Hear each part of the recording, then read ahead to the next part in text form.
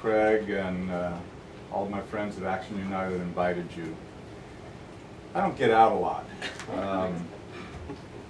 It's in the new world of organizing that I've reflected on the 3.5 years since I left Acorn, and the way I've watched what happened to Acorn after I left. I'm pretty much an eat what you kill kind of guy. So to the degree I believed in self-sufficiency before, it's like a religious element in everything I do. The notion that somehow you looked at June 2nd, 2008 when I left Acorn, and as many of you can testify, it was a huge organization at that point. We had organization, staffing, whatever, and something pushing towards 100 offices. We had an arguable case that there were almost 500,000 people paying some level of dues. We were involved in Wait, people can hear you so well. Oh, okay. Better? Yeah, but you know, I don't want to do one of those things where people, you know, people jump and all that. But if you can't hear, just let me know. We good? You can be my mic guy. If you can't hear, we're going to change something. So we went from that point, and literally where we had every indication we might spend as much as $80 million if we put everything together, which we never did, and aggregated it. And to think that within several years, the fact that there was such intense pressure on some of the financial sources of the organization that it doesn't exist now would have been, I would have argued to the end of the day that there was no way that ever could have happened. But the way it happens is to the degree you don't control your resources. So I thought that we had some things pretty right. We had a lot of dues money, we had a lot of internal money, a lot of contracts. But we didn't have enough of those things in the ratio of 1/3 of this and 1/3 of that and 1/3 of something else to be able to clearly management and leadership weren't able to come to a conclusion that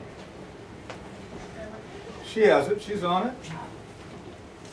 You know, just organized other people, you know, I didn't know how long it might take. Thank you, Jasmine. Anytime. So since then, I think if you want to look at what it takes to sustain permanent organization or to make sure that the capacity is there, I think you have to make sure that the beginnings of any new organizational formation are even more solidly rooted in what members can actually control.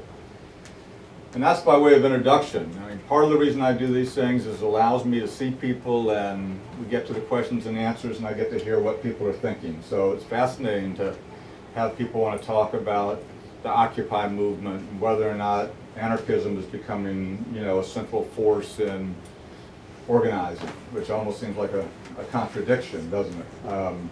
But that, you know, I can't tell you how many times I've been asked, and I, you know, from time to time, I've got quite a fan base among the Tea Party brothers and sisters. And, you know, the irony is, and after they picket and after they rally and they finally come in and have a seat, I mean, that's the deal. If you come in and have a seat, I promise no matter what kind of hairy eyeball question you ask, I will answer that question. You may not agree with me, it may not be a question I'm comfortable with, but you get to ask. So I've gotten to pretty much answer all manner of questions. And over again, particularly when they were at their zenith, obviously now they're just a shadow in terms of having a mass base, these were people who were unemployed, older than 50, largely white. More than half of them were fighting foreclosures. 90% of them who, because I'd always ask, hey, what's your situation? But more than half of them were fighting foreclosures. About 80 to 90% had houses underwater. These were some angry, alienated people. We probably signed up thousands of those people in Acorn when I was there and in other organizations that we're part of. But we didn't have a program. Other people didn't have a program to be able to answer that kind of anger. And part of what organizations do is develop organizations that are vehicles for people to convert anger into change. That's part of the motivation of organizing. It's part of why all of us organize is dreaming on one side and angry as hell on the other that puts it together and makes it a life course. So I'm looking forward to the point that we get to talk about what's on your minds, what you're doing here in Philadelphia, what you're thinking about what's happening in the wider world of our country and the upcoming election, or anything else that might be on your mind, as you can tell. The excuse for this kind of thing and why you do it in a bookstore, and now I'm sort of specializing in these worker co-op bookstores. Some of you may know, in this obsession with self-sufficiency, part of how we fund the organizing for Acorn International is that we bought a fair trade coffee house in New Orleans. The most popular coffee house in the city of New Orleans, as you know, those weekly entertainment things where you all vote on the best hamburger and the best Philly cheesesteak and the best coffee house. Well, we're the best. And Fair Grinds Coffee House, from the day we took it over, which was only 5 or 6 months ago, 5 months ago, I guess, has supports in full any outside money that goes to our office in Lima, Mexico City, San Pedro Sula, and Tegucigalpa, Honduras. And part of why we were interested in this is one of our partners in Honduras is a women's coffee growing and aloe vera co-op located in about 2.5 hours up into the mountains outside of Tegucigalpa, which is the capital. And what we're hoping originally to do was that we would help finance the organizing by developing additional markets for their coffee, particularly in Canada and maybe even in the U.S., but primarily in Canada where fair trade is kind of a hot thing. So this way it turns out to be a perfect circle. We can both fund our organizing in those countries out of the coffee house, plus next week we're going to Honduras to see if, check on the organizing, see how it's going, but also see if we can figure out how you bring, 10,000 pounds of coffee up into New Orleans and make it into something that we can use for the coffee house, because it's all fair trade, organically certified.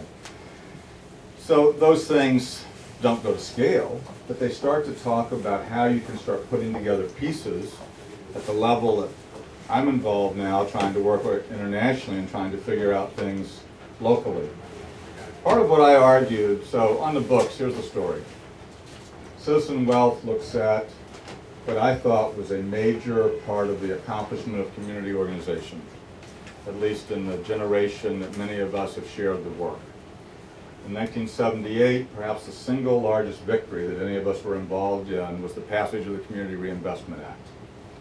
From that act, and directly the agreements that Acorn was the first case in the Federal Reserve to go there, many agreements negotiated by many organizations, or many organizations that were involved in the passage of that act. This was not something that was an Acorn branded thing. But the numbers, when I started doing the research, were, and there may be, and I think I was lowballing it, 7 million families were able to acquire houses in that period of time between 1978, when it passed, and 2006, 7, which was the latest figures I was able to get when I wrote the book. Exactly right. And here's what's a tragedy of the, unfortunately, the largest failure of the Obama administration has been around housing. So that all these gains that were accomplished in terms of home ownership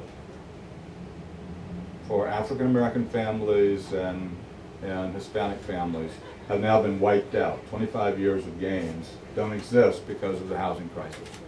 And that almost goes back to the passage of the CRA, which is part of the tragedy. I think on the numbers, if you looked at that 7 million, almost 4 million of those houses came through the stream of Acorn, the Acorn Housing Corporation, the loan counseling operation, so many other things. Hey, how are y'all? So you're talking about something that was a major accomplishment that came from aggregating community organization victories. You can look at other things that were like that, the living wage campaigns, where in 1 year, if you were able to put a ballot measure on in Florida in 2004, $2.3 billion were transferred from private corporations to lower wage full-time workers who just were making minimum wage. And minimum wage only rose $1 on that issue, from $6.15 to $7.15. Ohio, 2006, it went from $5.15 to $7.25. There, $1.3 billion went to 483,000 people. So, and those are gifts that keep giving because they were indexed, which means as there is any inflation, I know the Federal Reserve says there is none, but when there is, and I think the Florida minimum wage is now over $8, $8.50 or something like that, more money continues to be transferred to working families, lower